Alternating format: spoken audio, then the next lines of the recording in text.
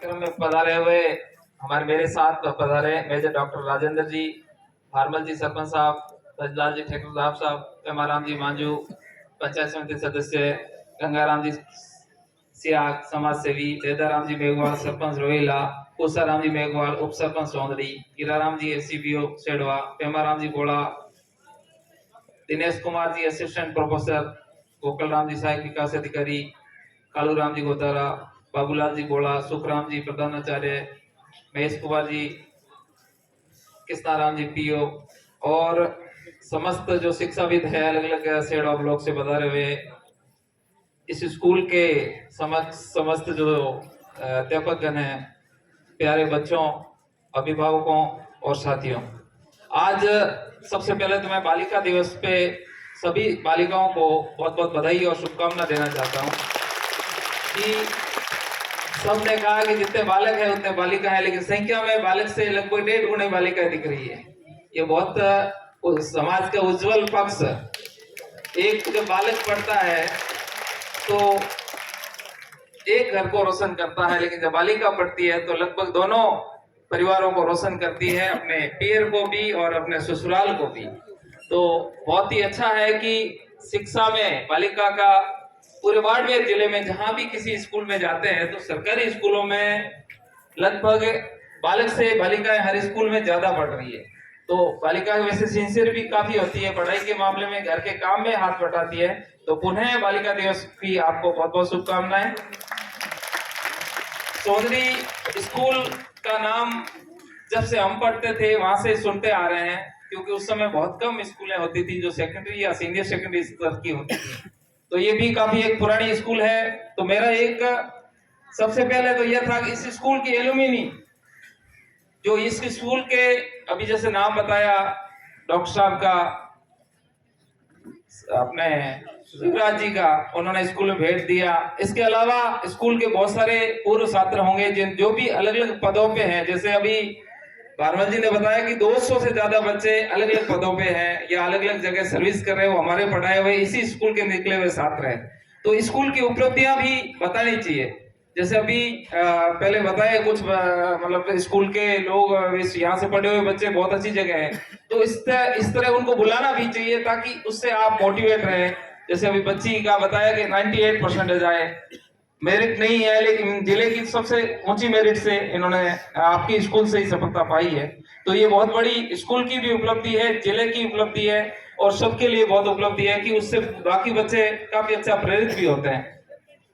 तो इस स्कूल का रिजल्ट भी अच्छा रहता है हर बार। तीनों संकाय, कॉमर्स नहीं है लेकिन कृषि संकाय और विज्ञान संकाय और आर्ट्स काफी हद तक ये बहुत कम स्कूलों में मिलता है। विशेषकर ग्रामीण क्षेत्र स्कूलों में साइंस के स्टूडेंट नहीं होते, लेकिन आपके यहाँ साइंस के भी काफी अच्छे स्टूडेंट हैं। व्याख्याताओं की पद खाली है, ये सुखराम जी ने बताया। हो सकता है कि आसपास की स्कूल है, सीपीओ साहब बीओ साहब आए हुए थे, आसपास की स्कूलों में 3rd ग्रेड 2nd ग्रेड के बहुत सारे साइंस बैकग्राउंड के, आर्ट्स बैकग्राउंड के जो एमए किए हुए हैं या पीएचडी किए जो शिक्षाविद है उनको लगाना चाहिए ताकि आपका कोर्स तो समय पे पूरा हो जाए। इसके अलावा भी ये आजकल ऑनलाइन मीडियम है जिसमें हर तरह की क्लास शिक्षा विभाग चलाता है, अलग अलग यूट्यूब पे, और बहुत सारी ऐसी शिक्षण सामग्री है, उसके थ्रू भी आप अपने को यदि कहीं शिक्षित नहीं है तो भी अपन उस सामग्री से आपका कोर्स पूरा करवा सकते हैं।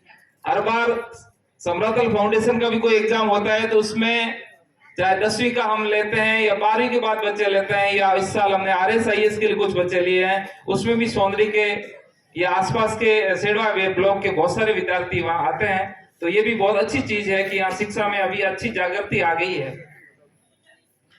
तो विशेषकर मैं आज बच्चों को कहना चाहूंगा कि जो 12वीं कर रहे हैं, जो 10वीं में पढ़ रहे हैं, आपने अभी दिनेश जी ने आपको बहुत अच्छी तरह से बताया कि उनकी क्या यात्रा थी, वो किस प्रकार आगे बढ़े। तो आपको भी एक आज से 10वीं के बाद तो कम से कम ये तय कर लेना है कि मुझे क्या करना है। मुझे साइंस स्ट्रीम में जाना है या आर्ट्स स्ट्रीम में जाना है या एग्रीकल्चर में जाना है। उसके बाद आप यदि पढ़ाई के क्षेत्र में आगे बढ़ रहे हैं तो आपको कम से कम एक लक्ष्य निर्धारित करना है कि मुझे क्या बनना है। उसके बाद आपने लक्ष्य निर्धारित कर दिया, वो पेरेंट्स की सहायता से कर सकते हो, आप अपनी रुचि या अभिरुचि के हिसाब से भी आप अपने लक्ष्य बना सकते हो। उसके बाद आपने एक लक्ष्य निर्धारित कर दिया तो उसके बाद लगातार उस लक्ष्य के बारे में सोचना है, क्योंकि 4-5 साल आपने यदि अच्छी तरह से मेहनत की, अच्छी तरह से पढ़ाई की, तो जिंदगी में आप जैसा बनना चाहते हो वैसे हो जाएंगे। लेकिन आपकी पहल आपकी होनी चाहिए, आप क्या चाहते हो डिसाइड कर लिया तो फिर वो मुश्किल कुछ भी नहीं है। उसके लिए आपको लक्ष्य के अनुरूप तैयारी भी करनी पड़ेगी। ऐसा नहीं कि मैंने बड़े बड़े लक्ष्य निर्धारित कर दिए कि मुझे आईएएस बनना है, लेकिन बातों बातों से आईएएस नहीं बनते। आईएएस जो बनते हैं ना, उनके बहुत उसके पीछे कठिन परिश्रम होता है, बहुत मेहनत होती है। जैसे जब से चले हैं हमारी मंजिल पे नजर है, इन आंखों ने कभी मील का पत्थर नहीं देखा, ये फूल इन्हें कोई विरासत में नहीं मिले, आपने इनका कांटों भरा बिस्तर नहीं देखा। मतलब मंच के लिए कह रहा हूं, इन्होंने ये जो बैठे हैं, दिनेश जी ने सफलता प्राप्त की, डॉक्टर साहब ने प्राप्त की। यदि किसी भी क्षेत्र में आपने यदि सफलता प्राप्त करनी है तो वो संघर्ष करना पड़ेगा।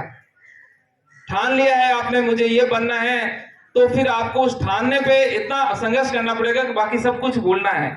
3-4 साल 5 साल अच्छी मेहनत कर दी 12वीं के बाद, तो आप जो भी चाहोगे वो बन जाओगे।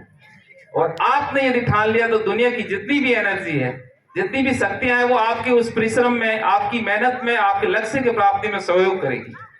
लेकिन उसी के लिए आपको लगातार उस पर मनन करना है, लगातार उसके लिए ही प्रयास करना है, बाकी चीजें आपको छोड़नी पड़ेगी। भटकाव बहुत है, डॉक्टर साहब ने बताया, सोशल मीडिया बहुत बड़ा भटकाव है। मोबाइल ने तो सबका लाइफ की स्ट्रीम चेंज कर दी। आप क्या बनना चाहते थे और क्या बन गए, इसमें टाइम पास होता है, पता ही नहीं चलता कि टाइम कब निकल गया, जिंदगी कब निकल गई ये भी पता नहीं चलेगा।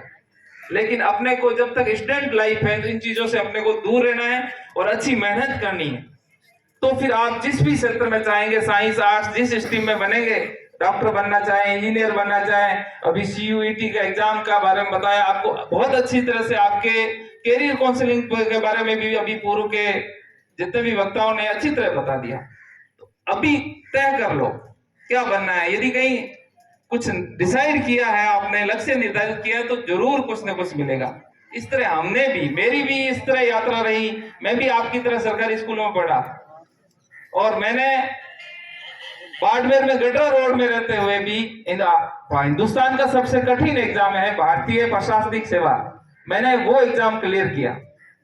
तो मुश्किल कुछ आईएएस का एग्जाम क्लियर किया, तो मुश्किल कुछ भी नहीं है। आप कहीं से भी, या बहुत सारे ग्रामीण क्षेत्रों के बच्चे बाड़मेर में हर साल आईएएस के एग्जाम में चयनित होते हैं। मैंने भी आपकी तरह किया, गवर्नमेंट स्कूल से 10वीं की, फिर गवर्नमेंट स्कूल से 12वीं की, ग्रेजुएशन प्राइवेट की, साथ में मैंने डिप्लोमा फार्मेसी में किया, उसके बाद बीएड की। फिर बीएड की आसपास की परिस्थितियां, जैसे आपके आसपास की परिस्थितियां होती है वैसे आप बन जाते हो। जैसा बताया कि वो इनके भाई मुंबई चले गए थे, वापस आके इनको देखा तो उन्होंने इनको देख के पढ़ाई की और वो सेकंड ग्रेड में हो गए या लेक्चर में हो गए। तो आपकी जैसी आसपास की माहौल होता है वो आपका जोन बन जाता है, फिर आप उस हिसाब से हो जाते हैं। मैंने भी, मेरी परिस्थितियां थी, आसपास के जितने बीएड किए हुए शिक्षक थे वो पैरा टीचर की उस समय भर्ती थी, बाकी भर्तियां नहीं थी। तो मैंने भी पैरा टीचर ज्वाइन किया, 4 साल में पैरा टीचर रहा, 2 साल। उसके बाद मैंने सीआईडी का एक एग्जाम आया था एएसआई का, उसमें आ गए। उसके बाद बहुत बार असफलता मिली, सीआईडी में एएसआई रहा बाड़मेर में 2006 से 9 तक, बहुत सारे एग्जाम दिए, कॉलेज लेक्चर दिया, 2 बार स्कूल लेक्चर दिया, सब इंस्पेक्टर दिया और आरएस के दिए, लेकिन कहीं सफलता नहीं मिली। जब 2009 में 2008 एग्जाम बेस था, पहली सफलता मेरे को मिली, भारतीय प्रशासनिक सेवा में 532वें रैंक पे चयन हुआ। ये एक, आप यदि 2-3 साल 4 साल अच्छी मेहनत करोगे, बहुत सारे एग्जाम दिए मैंने, कहीं नहीं हुआ, लेकिन हुआ तो पहला वहां पे हुआ। उसके बाद मैंने 2 बार आरएस में भी टॉप किया। उसके बाद जो भी एग्जाम आप जितने भी दिए हुए थे पहले के, उन सब में अच्छी टॉप रैंक आई। तो आप अपना लेवल उस तरह का बना लो, जो आप जो भी करें उसमें आपको जरूर सफलता मिलेगी, लेकिन असफलताओं से नहीं घबराना है। यदि हम असफलता से घबरा जाते तो हम आज आपके बीच नहीं होते। बहुत सारी असफलता मुझे भी मिली, हरिवंश राय बच्चन ने कहा है कि असफलता एक चुनौती है, उसे स्वीकार करो, क्या कमी रह गई देखो और सुधार करो, कुछ किए बिना जय जयकार नहीं होती और कोशिश करने वालों की हार नहीं होती। 5वीं क्लास की 7वीं क्लास की कविता होगी, लहरों से डरते उड़ों का पार नहीं होती, कोशिश करने वालों की हार नहीं होती। तो ये इसमें अपने आप में बहुत सारा मोटिवेशन है। डिसाइड कर लिया मेरे को शिक्षा के क्षेत्र में आगे बढ़ना है, मेरे को प्रशासनिक सेवा में जाना है या मेडिकल क्षेत्र में जाना है, इंजीनियरिंग क्षेत्र में जाना है, शिक्षा के सेवा में क्षेत्र में जाना, किसी भी क्षेत्र में जाओ, डिसाइड किया उसके अनुरूप आपको तैयारी भी करनी पड़ेगी। नहीं तो फिर बेसिक एजुकेशन लेके अच्छा बिजनेस पकड़ लेना, यदि मतलब पढ़ाई में मन नहीं लगे तो। मन के हिसाब से बच्चों के लिए कह रहा हूँ, विशेषकर बच्चे तो काफी सिंसियर होती है, अच्छा पढ़ाई करती है, नहीं तो 10वीं 12वीं करके अच्छा धंधा पकड़ लेना। आजकल भामाशाह बैठे हैं ना आपके सामने, इन्होंने बहुत अच्छी मेहनत की, भजनलाल जी जैसे ठेकेदार साहब बैठे हैं। इस तरह आप किसी भी क्षेत्र में मेहनत करोगे, राजनीति के क्षेत्र में भी जा सकते हो, वहां भी अपना लक्ष्य बना सकते हो। मुश्किल कुछ नहीं, सभी को सरकारी नौकरी नहीं मिलती, कोई बिजनेस कर सकते हो, लेकिन उसमें भी आपका डेडिकेशन होना चाहिए। जो भी अच्छी मेहनत करके सफल बिजनेसमैन भी बने हैं, उन्होंने शुरुआत में किसी और के यहाँ नौकरी करके काम सीखा है, बहुत मेहनत की है, मजदूरी की है, उसके बाद उसमें एक्सपर्टनेस हासिल हो गई, उसमें काम पे पकड़ हो गई, तो फिर अपना काम शुरू कर दिया। तो आपको भी जिंदगी में कहीं भी आपकी 10वीं 12वीं के बाद आपको डिसाइड करना है मुझे क्या करना है, लेकिन आधे अधूरे मन से तैयारी मत करना। जिस भी क्षेत्र में जाओ पूरे मन से जाना, 4-5 साल अच्छी मेहनत कर देना, फिर दुनिया आपकी मुट्ठी में रहेगी। बाकी सभी चीजें आपको वैसे पहले काफी हद तक बता चुके हैं। स्कूल के लिए भी हमारी घोषणाएं भजनलाल जी ने कर दी, मेरी भी कर दी, एमएलए साहब की भी कर दी और प्रधान साहब की कर दी। पता नहीं किसने क्या घोषणा की थी, लेकिन इन्होंने सब बता दिया कि यहाँ ये टिन सेट बना देंगे, वहाँ ये स्कूल में ये बना देंगे, कॉलेज बना देंगे। वैसे कॉलेज की घोषणा बजट में होती है, तो हो सकता है आपके यहाँ कॉलेज बन जाए, वैसे बहुत ज्यादा जरूरी है, इतनी बच्चियां हैं और राज्य सरकार की योजना है कि जिस जगह 500 बच्चियां होगी वहां पे कॉलेज की घोषणा कर दी जाएगी। स्कूल के पास बहुत बढ़िया हम 26 बीघा जमीन का बताया। वैसे आजकल बाड़मेर जैसे जिले में भी हमने देखा, मैं रेवेन्यू में जब एडीएम था तो उसमें देखा बहुत सारी जगह स्कूलों के लिए जमीन नहीं है, खेल मैदान के लिए जमीन नहीं थी, लेकिन आपके पास 26 बीघा जमीन है, तो स्कूल कॉलेज और सभी एक परिसर में, खेल मैदान वगैरह सभी एक परिसर में बन सकते हैं। ये बहुत बढ़िया चीज है। टिन शेड हम कहीं से कोशिश करेंगे किसी योजना से बनाएं। वैसे इनकी समाज की या गांव की तो भावना थी कि भजनलाल जी ठेकेदार साहब बनाए, लेकिन हम कोशिश करेंगे कि किसी न किसी योजना से बनाए। बहुत सारी योजना है, उसमें 5-10 लाख रुपए टेंट सेट के लिए निकाले जा सकते हैं, तो हम प्रयास पूरा करेंगे। स्कूल में होना भी चाहिए, क्यों हर बार टेंट या छोटे मोटे प्रोग्राम में यदि टेंट सेट वगैरह हो तो टेंट में लाने की जरूरत नहीं रहती है, प्रार्थना वगैरह आपकी अच्छी तरह से हो सकती है। 500-700 बच्चे हैं इस स्कूल में, ऐसी बहुत कम स्कूल में बच्ची हैं जिसमें इतने बच्चे हैं। बाड़मेर सिटी की भी मैं स्कूल देख रहा हूँ, वहां भी 200-300-400 हाईएस्ट यही स्ट्रेंथ रही है। लेकिन आज पिछले 5-7 साल से सरकार की गवर्नमेंट स्कूल को प्रोत्साहन देने की बहुत अच्छी योजना है, जो आदर्श स्कूल वगैरह शुरू हुई है। उसके बाद सरकारी स्कूलों में काफी अच्छा लेवल बढ़ा है, तो वो सबके लिए अच्छी बात है, क्योंकि यहाँ जो शिक्षाविद होते हैं, जो पढ़ाते हैं, वो एक प्रॉपर ट्रेनिंग करके आते हैं। प्राइवेट स्कूलों में कई बार हर जो प्रशिक्षित शिक्षाविद नहीं होते, तो इसी वजह से वहाँ पढ़ाई का इतना अच्छा होना चाहिए स्तर वो नहीं हो पाता। तो मैं पुनः सबको 10वीं और 12वीं वालों को बहुत बहुत बधाई देना चाहूंगा और शुभकामना देना चाहूंगा कि आप अच्छी मेहनत करें, दिल से मेहनत करें, अच्छी तरह एग्जाम दें और अपना कर्म करते रहें। कर्म करने पे उसके बाद रिजल्ट क्या आता है उसके बारे में अपने को नहीं सोचना है, अपने को अपने कर्म पे ध्यान देना है। गीता की तरह निष्काम कर्म करें, बाकी अच्छा रिजल्ट आएगा। मुझे यहाँ बुलाया आप सबने और मौका दिया, बोलने का सम्मान किया, इसके लिए बहुत बहुत धन्यवाद। इससे पूर्व पिछले साल भी इसी तरह मुझे बुलाया था, मैं नहीं आ पाया। मैंने हमारे डीओ साहब सीडीओ साहब को भेजा था, प्रजापति जी को। उन्होंने इस स्कूल की, भिकाराम जी आए थे, उन्होंने इस स्कूल की बहुत अच्छी तारीफ की कि स्कूल बहुत अच्छी है, बच्चों का प्रदर्शन बहुत अच्छा है। तो इसी वजह से मैं चला कि इस बार मेरी आज मेरी आज सरकार के यहाँ से स्टेट से वीसी भी थी, बहुत अर्जेंट था।